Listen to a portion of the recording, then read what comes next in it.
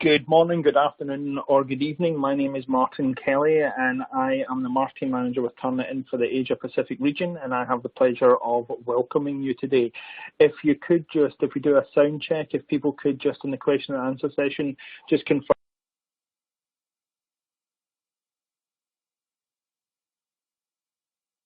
that you can hear me okay, I would really appreciate that. So today we are in for an absolute treat. We have a sensational presenter, Dr. Anne Rogerson from the University of Wollongong in Australia, and she's going to take us through. The how to interpret a similarity report. You are in for an absolute treat. I've already seen this presentation, and it will be really good. Questions, please feel free to ask questions during the presentation. We will leave most questions to the end, just purely because I don't want to interrupt Anne's presentation. But yeah, really would like to welcome you all today, and really excited. So Anne, are you there? I'm here. Good afternoon, Martin. Good afternoon, good morning, good evening, wherever you are. Thanks for joining us today. I really appreciate it. It's been a lot of interest, which is terrific, but it also points out that similarity reports can be a challenge sometimes to get your head around. So this, I could talk about this subject for about 3 hours, but I've got 30 minutes. So what I'm going for is how to understand similarity reports and interpreting the scores, and also some of the things to look for in reports and the similarity report, but also to look for in the assignments itself. Just make a note, I know Turnitin's launched the new feedback studio at the beginning of the year. The webinar images used in this are from the classic view, or the view that was sort of the standard view up until the end of last year. So that's probably the only thing just to flag with people. So the images are coming from that, but the principles and everything that works are exactly the same. So first of all, giving a grounding on what similarity reports do. They give you an objective view of assessments based on submitted text. So you're not up to interpretations or student view or student comments. You're basically looking at the raw data. So it gives you an overall total similarity percentage for the entire document that was submitted, but it also gives you detailed percentages about what is matched to other sources and the source of that particular match. Now those sources can have more than one source, but it's the one that the system has actually flagged.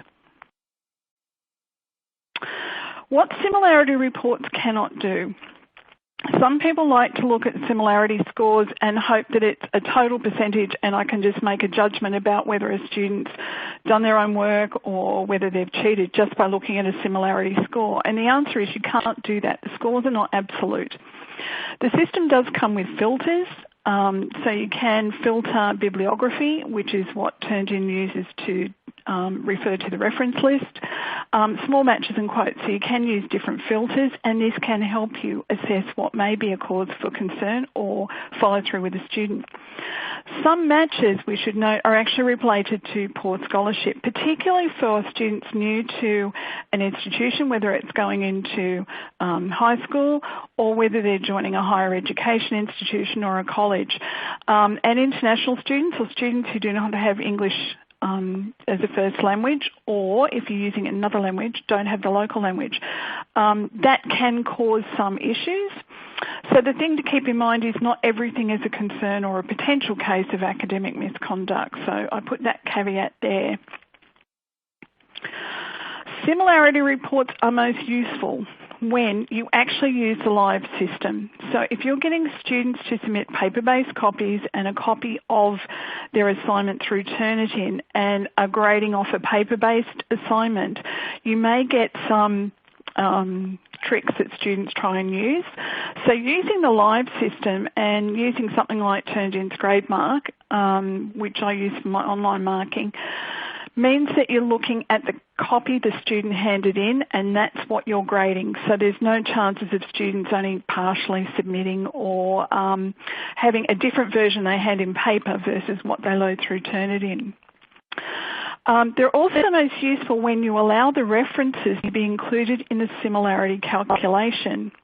So that is, you don't automatically exclude them by default settings, which you can do at an institutional or faculty or assignment level. I've found more cases of academic misconduct through the reference list. I find it also gives me a good feel for the quality of the work that's submitted. Other things that are important are when assessment tasks are changed or rigorously refreshed from session to session. If you are using the same sort of assessment question or a basic question like please explain the theory of something or other or describe the history of this particular situation, and you're not refreshing assessment tasks, you are more open to catching matches because students are more tempted to reuse work. You also need to be fully aware of what may be naturally similar due to the type of assessment question you've asked, particularly essays where students rephrase or reframe the question, particularly in an introduction, and also the parameters of the assessment. So if students are required to use a particular reference, certain sites, formulas, experiments or calculations, you are going to get a certain level of match with those things.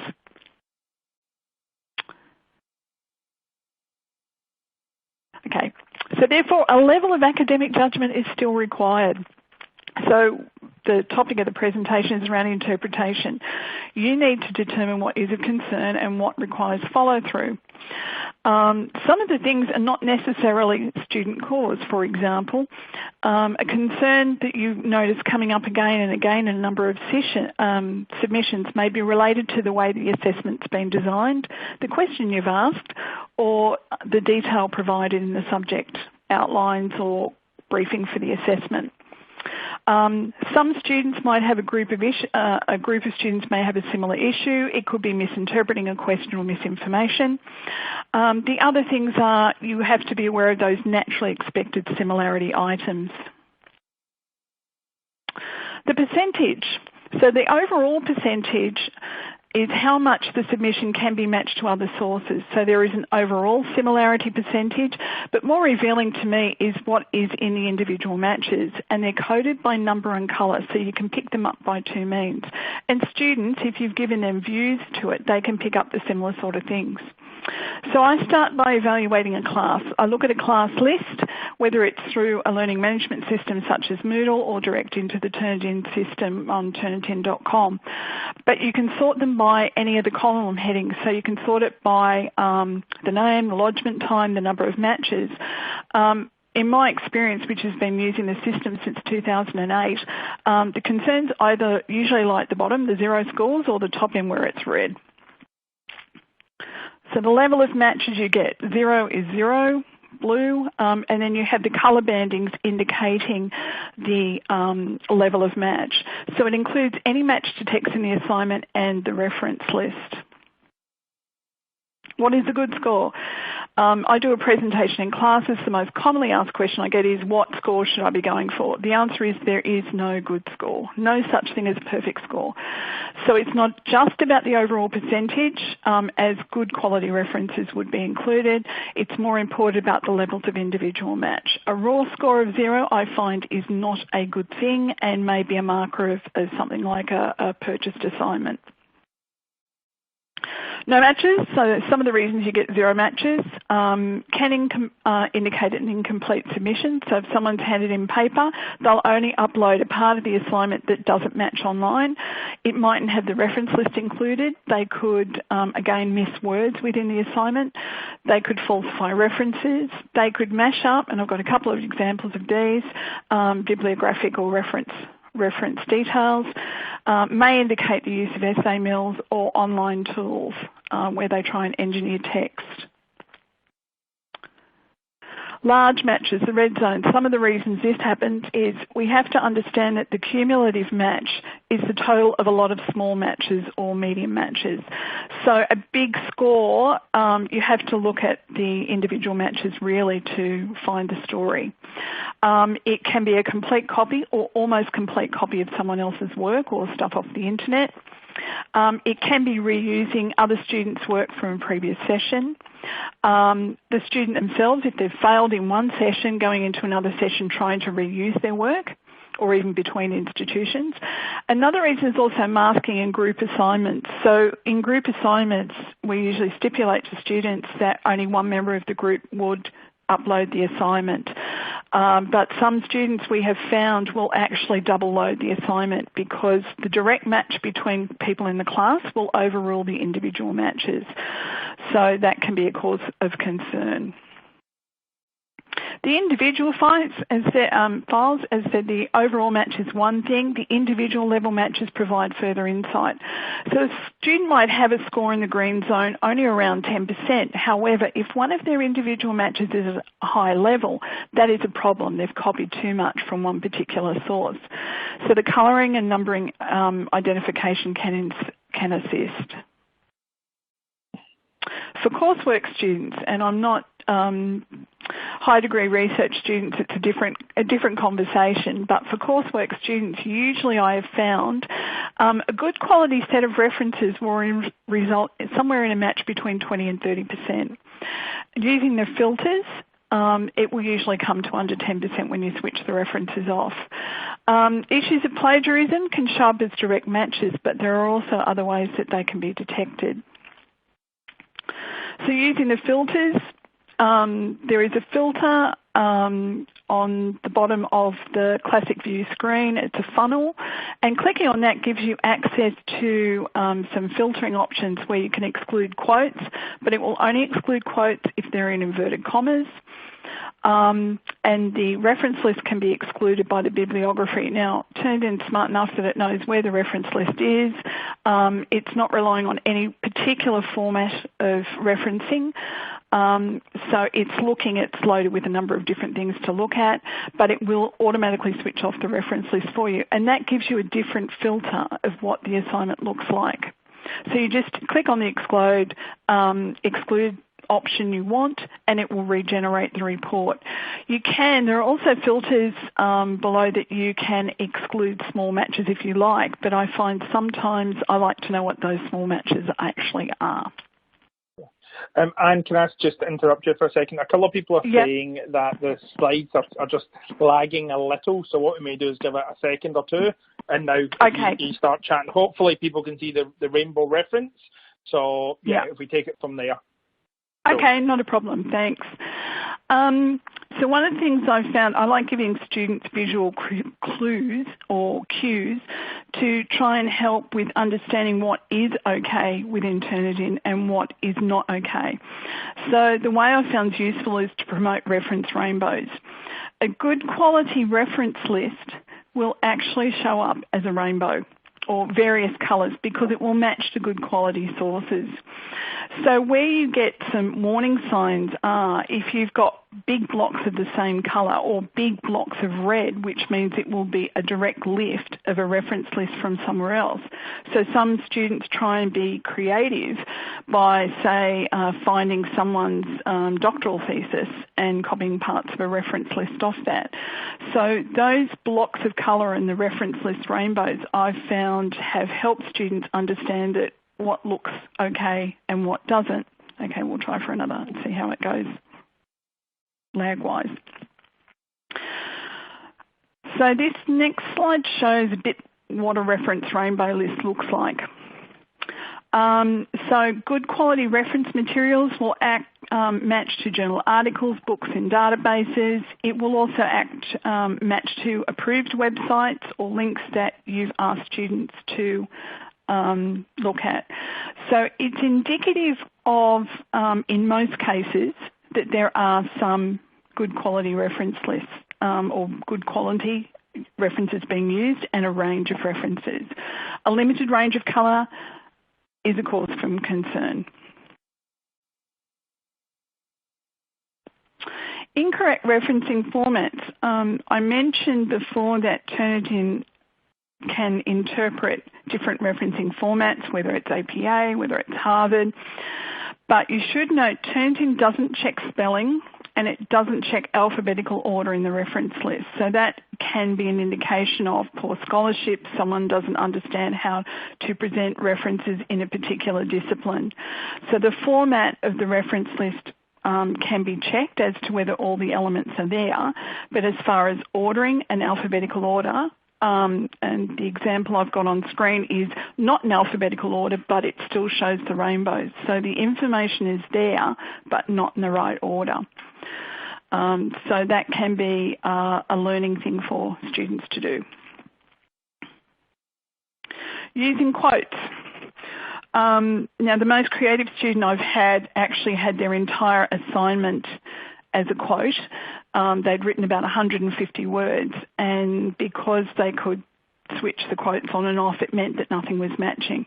So after this, I had to set a rule of thumb. So the rule of thumb I use for students is 10%, and that's what I talk to them about. And Turnitin will identify quotes by using the inverted commas. So you can use the filter to check and see how much the students have done. However, if students have used just apostrophes instead of inverted commas, it will not be picked up by the system, but the student may have actually done the right thing. So that is where a level of interpretation is required when you're actually assessing the work.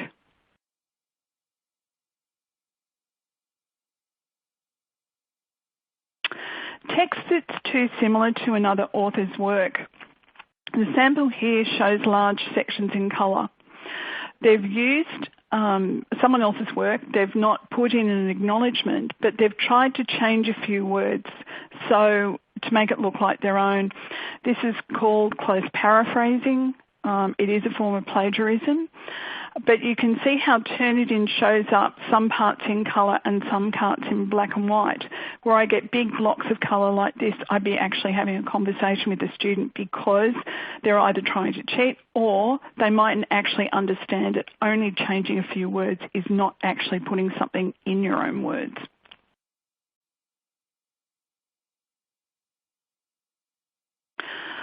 So some other examples. Both of these examples, they show up as small matches, but it shows that sometimes the system will match things as simple as, in this case, N cited in N, or an unusual string of authors' names as a reference point. Now, these are definitely not plagiarism. So we have to be aware when we're looking at stuff that there may be things there that are picked up as small matches that aren't actually a problem at all.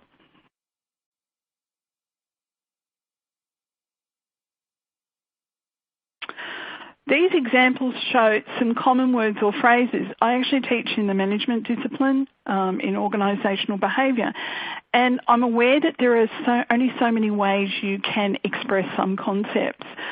So something that comes up like integrity about leadership and things, I know is just one way of expressing it, and if the student re-expressed it, it's likely to match something else. So within our disciplines in schools or within our subject areas, we should be aware of that there are some common words and phrases and expressions, and it is likely to show up as a match. But it's not necessarily a problem, it's something just to be overlooked. So you're having to do some rough mental calculations to say this isn't a problem and focusing on just what is in terms of matches and similarity. These examples actually show a student restating the assignment question. So this particular case was an essay. The words volatile business environment were in the question and the students have restated it. So within the same class, you're getting matches. This is perfectly normal, acceptable, and isn't any form of plagiarism. So I actually run through with students in class these sorts of examples to sort of say, if you get this sort of match, it's not a problem.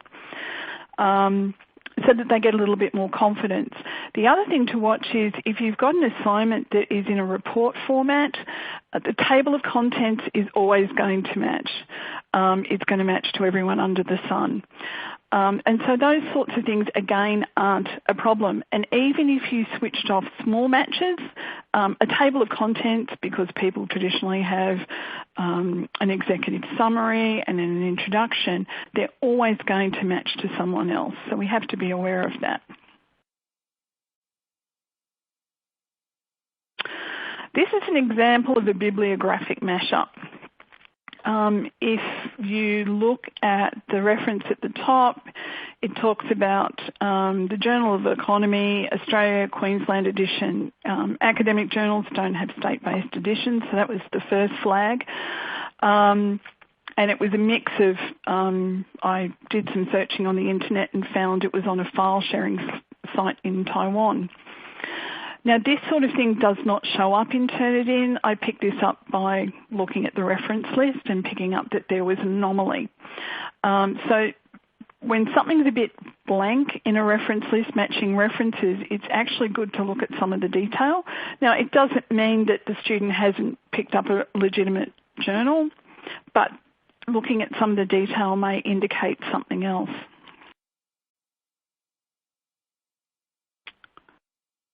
Back translation and paraphrasing tools. Some students try and get around getting detected in Turnitin, and yes, you can go onto YouTube and look at all sorts of things about using blind commas and blanking out words and putting in extra spaces.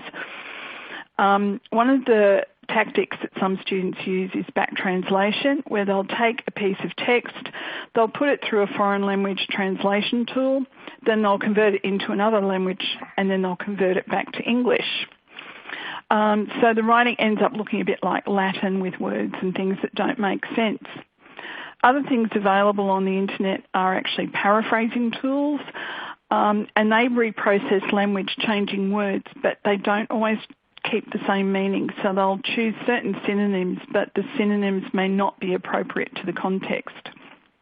These sorts of things don't show up as matches.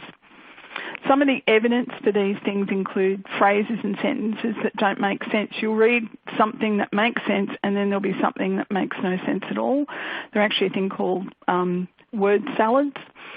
Unusual words are used so that the synonym the system has checked or selected is really quite strange.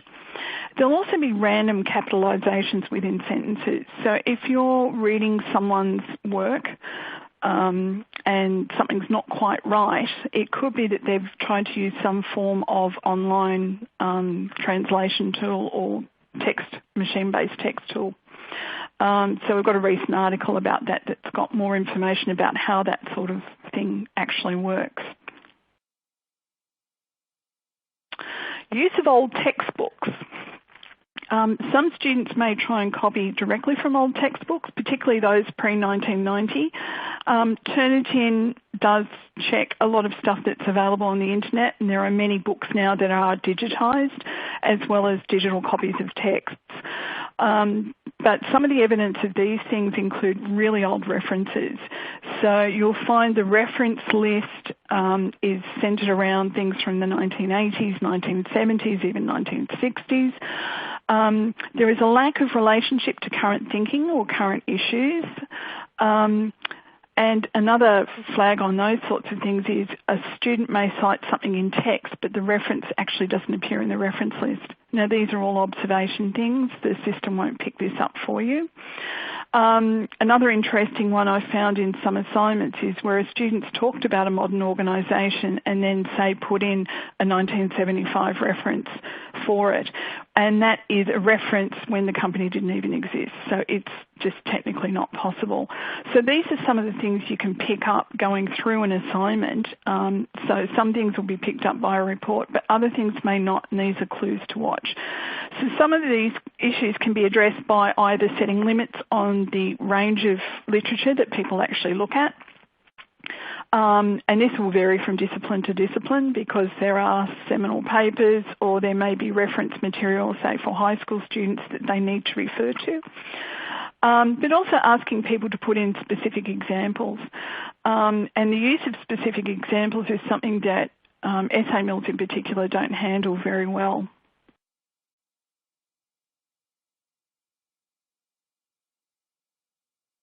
Matches to other students at your institution. What does it mean?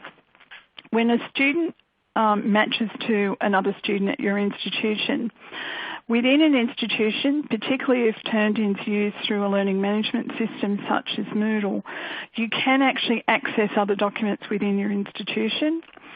You won't be able to access documents outside your institution. The system will generate a request to see if you can get a copy of it. So accessing it means that students are either reusing assignments, either their own or someone else's, and this is where setting assignment questions is very important. They may repurpose part or all of other assignments. So if they're within a particular course of study, they may take an earlier assignment and re-engineer some of it. And then there's shared work, either on purpose or inadvertently. There are free or barter swapping sites for students, such as ThinkSwap, Course Hero, or Baidu, where students upload previous work from a session and then students can volunteer to actually download it. So you can actually get matches that way. So it mightn't be matched to someone in your institution, it might be matched to someone outside your institution, but this may be an explanation for it. The example I've cited there is, and this is another reason why it's really important to include reference lists in calculations. I had two students who their assignments didn't match, but their reference list matched exactly. And when I interviewed this student, one had said they weren't very good at referencing, and this other student offered to help them and provided the entire assignment. So the student did what they did all the referencing, did all the in-text citations, and copied the entire assignment. They reworded it. And when I sat and compared the two, the supporting references were in exactly the same places. So the reference list can give you a big insight into these sorts of things, and it's interesting what comes up just from matching reference lists alone. If there are concerns, I could go through heaps of different examples of how you can pick them up. If you have concerns, if I have concerns, I actually speak to the student about it and say, look, this has come up. Can you tell me how you went about your assignment? And that was the approach for the one where the reference list matched. I look at the time the assignments were submitted. That can be an insight too, particularly if two students have lodge things close together. For people in higher education institutions, if there's matches, sometimes I'll go into the student records to see if they're actually living in the same house. Sometimes there is a legitimate reason for a student sharing a computer, but it doesn't mean they should share their work. If it's out of the regular pattern, we talk about concerns with students to find out what's underlying it. In many cases, it's poor scholarship. They don't understand what's required, and so some of that one-on-one intervention can make a big difference. But it's important to follow any escalations or registration procedures within your institution so that cases of academic misconduct are followed through, plagiarism is stopped, but also that we're protecting good students who are trying to do the right thing. And it's the good students who tend to panic more about using Turnitin rather than the poorer students. So in summary, interpretation is required. You can't just rely on a raw score, but there are some clues within the reports that can help you identify. And many of the things it will pick up, the little things it picks up, are not particularly an issue, and you can actually skim over those. So things where you've got a large percentage match to one document or one section, they're the things that require further explanation. Common words and phrases are going to come up in certain disciplines as things like restating or naturally similar items within an assessment task. One of the things I found useful is actually briefing students on how the students use the system and the benefits of the system. It will also depend on whether you've got the system set up to allow for student resubmissions. My students can resubmit multiple times up until the due date, but the system has inbuilt things in it. A first report will come back in 10 minutes. Second and subsequent reports will take 24 hours. So the students have to plan their work in order to get the feedback, but it is a very rich form of feedback. But conversations are required. If you've got concerns, have a conversation with a student, because what we may see through a text-based matching may not necessarily represent the real story. So interpretation of the report is required. Take out your references, look at what's in direct quotes, see what's left if there's any concern, but it's only on some of the reports you'll actually have to drill down to that level of detail regarding matching. So that's a really quick summary. As I said, there's a lot more we can talk about, and many different things that come up. But I've tried to highlight some of the big ticket items that you can see in originality and some similarity reports. So I hand back to Martin. And thank you so much for that. I think everybody got a lot out of it. Just a couple of comments. Everyone will be sent a link to the presentation or to the recording, so you can watch it at your leisure. There is a couple of questions. So we've got one from the University of Nottingham. Is it advisable to exclude references? Is that a bit like how long's a bit of string, Anne? Maybe yes, maybe no. How long's a bit of string? I recommend not excluding references in the submission. So in the parameters when you set up your assignment, you can set up whether it excludes small matches, whether it includes the reference list or bibliography as it's called in Turnitin. My personal preference is not. I don't, because I'm upfront with students saying, look, if you're going to copy someone else's list, it's going to match. So you're going to have to do the work. And that's why I promote the reference rainbows, to sort of say, don't panic. I'm expecting you to have a score somewhere around 20 to 30%. If you've got rainbows in your reference list, we're heading in the right direction. And then I'm clear with them how they can use the filter to actually check and see what's sort of left there after they pull the reference list out. So I'm trying to build up confidence in the system and getting them looking at their own work. But I'm a big believer of leaving the reference list as part of the score, but explaining what it means and showing students how to pull that out with a filter. Yeah, sure. We have a comment just about sometimes names of chemicals are considered in similarity reports, which may not be necessary. But obviously that's just a factual thing that it may come up. You know, it'd be the same as a brand name, I would assume. Correct. It's the same as a brand name, or it's the same as if you ask students to report on the leadership practices of a certain CEO or a certain company. That stuff is going to come up. But if you're aware of it, that's where the overall similarity score gives me a guide, just gives me a feel for it. But I know with my assignments, I know what I can skip over and what I can't. So if you've got the name of a chemical that students are either reviewing or it's part of the analysis, you know that's going to come up. You'll get a feel for what that is.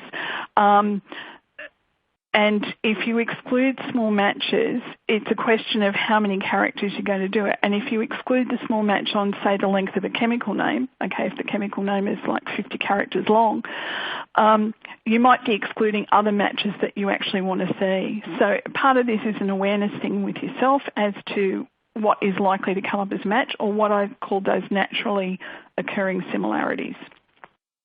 Yeah. We've got a question from Felicity. Just is there an issue with accusing students? What I would probably suggest, Felicity, Tracy Brutag, a contact of ours, did a really good webcast on having the sort of academic integrity chat with a student. I may send you a link to that, which would cover it in much more detail. Are you okay with that, Anne, if we do that instead? Yeah, probably the only thing I'd say to that is I don't accuse a student of something. All I just say to students is I've got and Tracy and I've done a presentation, a joint presentation at a conference about it as well. We talk about in terms of concerns. I've got some concerns, but I want the student to explain what their interpretation of the concerns. So I use it as a conversation, and I find I get so much out of those interactions, as do the students, because the students, it sort of opens up all sorts of conversations about what they do and don't understand. But I also get feedback as to whether there's something I need to clarify with the class. So speaking to students is important, but talking about things in terms of concerns rather than accusations is probably one approach. But definitely recommend the webcast of Tracy's. Yep, perfect. Also, and somebody asked about you wanting, rather than the printed off report, you always want to see the live report. I think you did mention that, but could you go over that? There's been a couple of people asking about that. Okay, well, using a printed off report, if you're relying, I understand how nice it is to grade off paper, but I've made the big switch to online. The thing is about a printed copy, it captures a point in time. So a student may print off a report because it's got a really good score, and then they'll go and actually change something so that you'll get a printed copy that doesn't actually match what you have in the printed version. So a printed off report, it depends when that report is printed and whether that report is actually accurate. Because if you're asking a student to print off just the printed thing of the receipt, the overall similarity and the matches, without actually having the full document that they've got that similarity score off, it mightn't be the true thing. And so I've investigated a lot of academic integrity cases, and I found things where students printed off a report, only half of the report was put through Turnitin, and the paper copy was substantially different. So what they'd done is plagiarise the printed copy that had happened, but to try and trick the lecturer or trick the system, only put part of that report through Turnitin. So that's one of my concerns about printed copies, and also it depends how early that printed copy has come off, because the similarity scores can change depending on how many papers are going through and when they're actually lodged. So it might alter slightly, which could cover what someone's actually trying to trick the system. So that's why I prefer the live system, because the students have to put their references in. They can't not put their references through. They can't try and trick the system. I grade what's online. We have a question from Lisa about the use of rubric tools and how successful it's been at your institution. And you can answer that, but just as a heads up, Lisa, I think either the next webcast or the one after it is going to talk about using rubric to help education, something along the lines of that. So if you keep an eye on that. But yeah, have you used it, Anne? Yes, I've used the rubric tools. I do use the rubric tools because it's good at giving feedback. What I found with the rubric tools is I had to do some different differentiations of fail, not just one lot of fail. There are grades of fail, so that the students were getting the right sort of feedback within that rubric.